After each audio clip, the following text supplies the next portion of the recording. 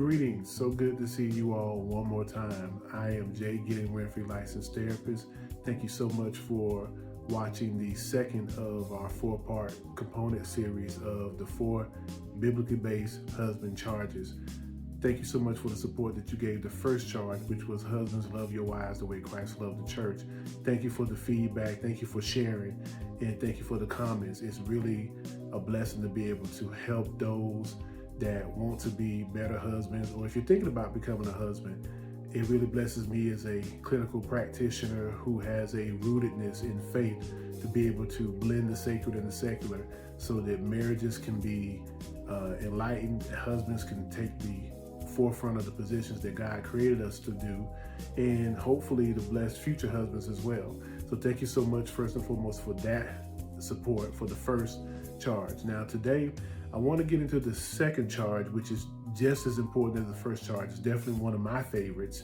And the first charge comes from 1 Peter chapter 3, verse 7. Now, as I've said, if this is your first time watching one of my videos, I am a practitioner of faith. I believe in taking the sacred to influence the secular, meaning I take what I've learned in my 26-year career in doing therapy for couples as well as married couples and individuals, and just taking my faith and what I've learned in that walk and blending the two, because it really works for my population. So even if you're not a spiritual person, or even if you're not a religious person, the principles can still be applied and you still can see the benefit of it. But I just think that when you put the God all over it, it really just takes it to a whole nother level. So whether you're spiritual or not, you could be blessed by this. So thank you so much for even watching.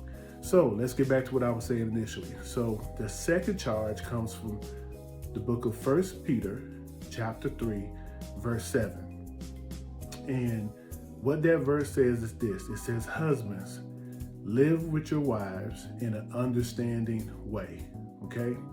So this right here speaks volumes, because what I do when I work with husbands, even in marital counseling and marital therapy, I like to spend the husband off one-on-one to have some time to speak with him from a practitioner to patient regard, but also from a husband to husband regard, and to help him to better understand how to live with his wife in an understanding way, because this is God's charge for us as husbands. Now, some of the things that I want to highlight here very quickly for the brevity of time is what the first part of that scripture said is husbands. Okay, husbands is plural.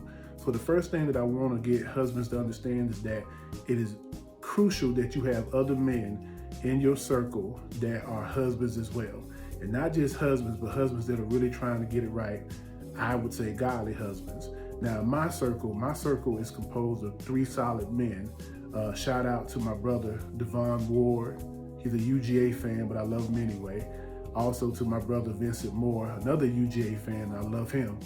And also my brother, Dr. Carlos Brown. He's not married, but he's a solid brother that's married-minded. So part of my circle is composed of husbands, okay?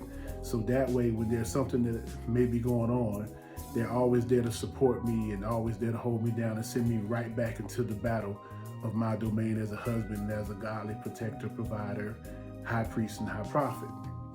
So first thing I want to tell husbands, and I say this in marital therapy, is have you a healthy circle of husbands around you that when things go down, they're going to send you back in there, that they're not going to send you to a strip club. They're not going to tell you, let's go out to this sports bar where there's a bunch of women. Those are not the kind of husbands you want around you as husbands that are trying to do this thing the way that God says to do it. So you want a good, solid, and I would say godly circle of husbands so that you can hold each other down and be accountable. They're going to encourage you, pray with you, but they're going to send you home if you have a disagreement with your wife in that capacity. So it's husband, so get your circle.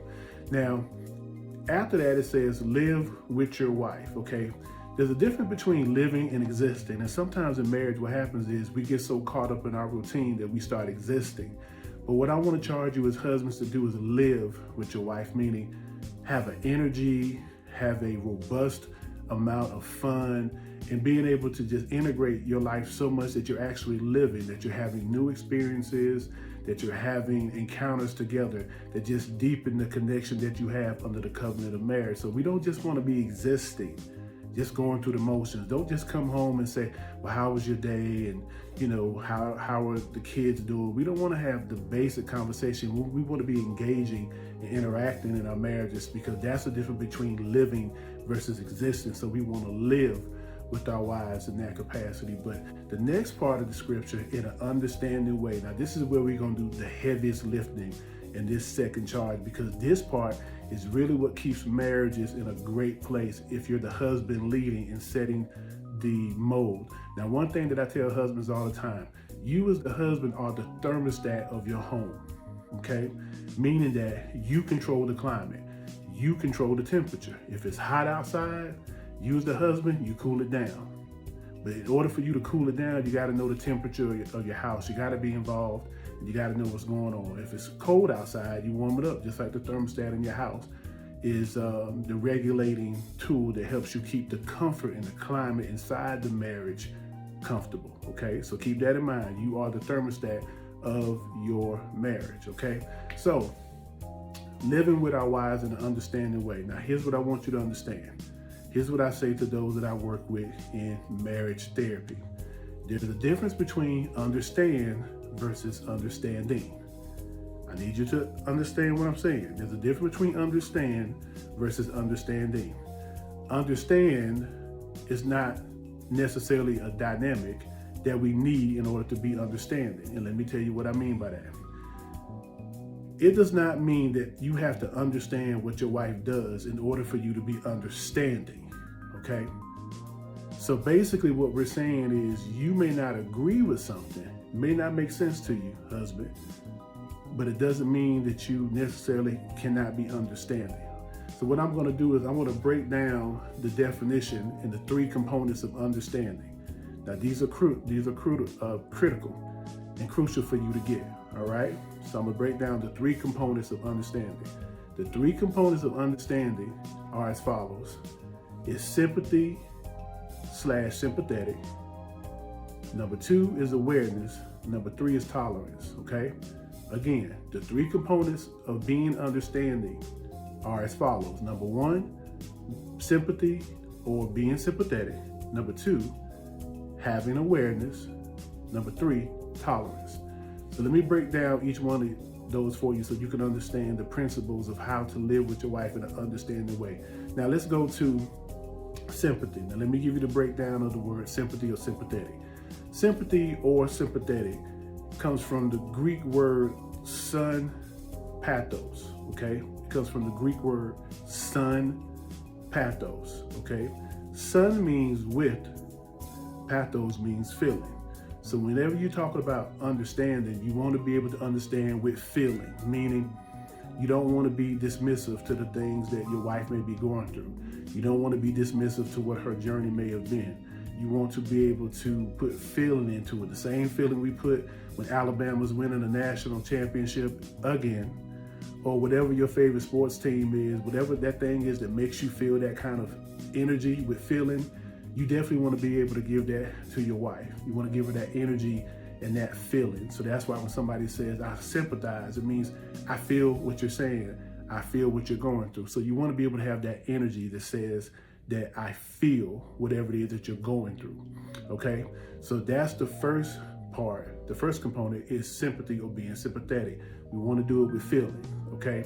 Now, the second component is awareness. Now, when we talk about awareness in terms of living with our wives in an understanding way, what we're saying is in order to be aware, that means that you have to have knowledge, you have to seek understanding and clarity, and you want to be able to get information. So how do we do that? By engaging. We ask questions, we get feedback, we actually show that we care enough to be engaged, okay? That way, if we always know where our wives are, then typically it helps us to be more understanding because we are getting information about whatever they may be going through at that time. So it shows that you care and that you're engaged, which is always critical in showing that you're being understanding, okay?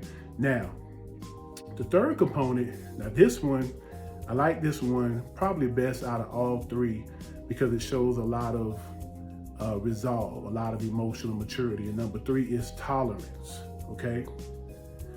Tolerance is so important if you're talking about being understanding. And let me give you the definition of tolerance that I share with my couples in marital therapy when we're talking about living with our wives or one another in marriage in an understanding way.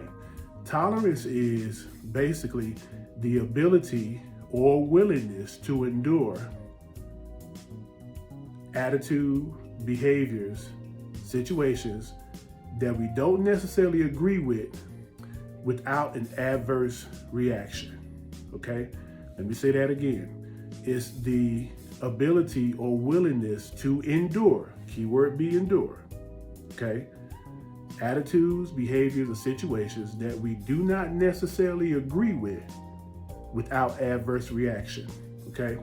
So when you're talking about tolerating, it's not just putting up with something. It's saying I'm willingly putting myself in a position to endure it, even though I don't necessarily agree with it.